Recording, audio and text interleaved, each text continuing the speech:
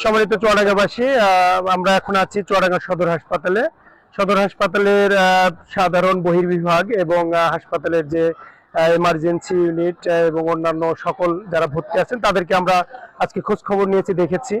আসলে চিকিৎসা ব্যবস্থা সারা দেশের মতো আমাদের এখানেও সমস্যায় অনেক ক্ষেত্রে জর্জরিত বলা চলে। তো এটা নিয়ে আমাদের এখানে ডাক্তার নার্স অনেক কিছু সংকট আছে। সেই সংকট নিয়েও আমাদের ডাক্তার সাহেবরা চেষ্টা করছেন। আর এখানে যে লিকেজ গুলো আছে সেই লিকেজ গুলোর ব্যাপারে আমরা মিনিস্ট্রিতে আমাদের ডিও লেটার সহ আমাদের বক্তব্য উপস্থাপন করেছি। আমরা আশা করি আগামী অর্থ বছর থেকে এখানে পর্যাপ্ত ডাক্তার এবং নার্স নিয়োগের মধ্য দিয়ে আমাদের যারা ভুক্তভোগী তাদের চিকিৎসার ব্যবস্থা ত্বরান্বিত হবে। পাশাপাশি আমাদের যে আইসিইউ ইউনিটটি আছে সেটা চালু করার ব্যাপারে প্রচেষ্টা চলছে।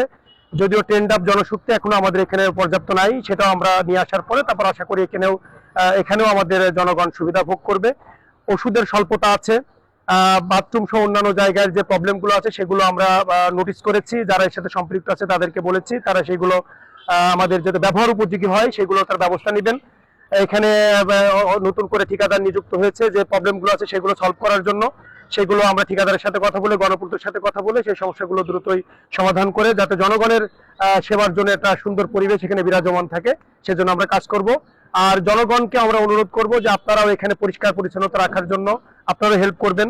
আপনাদের সমস্যাগুলো আমাদেরকে কম বেশি জানাবেন, আমরা সেগুলো একদিনে না পারলেও সবাই মিলে চেষ্টা করে যাতে সমাধানগুলো করা যায় সে ব্যাপারে আমরা সবাই তৎপর হব। আমরা সামগ্রিকভাবে যা দেখেছি এখানে যত রুগী সেই তুলনায় আমাদের লোকবল কম। তো সেই ক্ষেত্রে আমরা আশা করি যে আমরা সব ডাক্তারের সাথে কথা বলেছি, যারা আউটডোর করেন, রেগুলার ভিজিট করেন, সকলের সাথে কথা বলেছি, যারা কাজ করছেন তাদেরকে আমরা রিকোয়েস্ট করেছি তারা যেন সবাই তাদের দায়িত্ব সঠিকভাবে পালন করেন। আশা করতেছি আমরা যে এই চিকিৎসার মানটা সামনের দিকে আরো ডেভেলপ হবে। সরকারের এই ব্যাপারে পদক্ষেপ আছে, সরকারের ব্যাপারে সদিচ্ছা আছে। আমরা বিশ্বাস করি বর্তমান সরকার এই ব্যাপারে যুগোপযোগী ব্যবস্থা নেবেন এবং আমরা যে আবেদন দিয়ে এসেছি সেটা দ্রুত আগামী অর্থ বছরে আমাদের লোকবল নিয়োগ দিয়ে এখানকার কার্যক্রমে আমাদের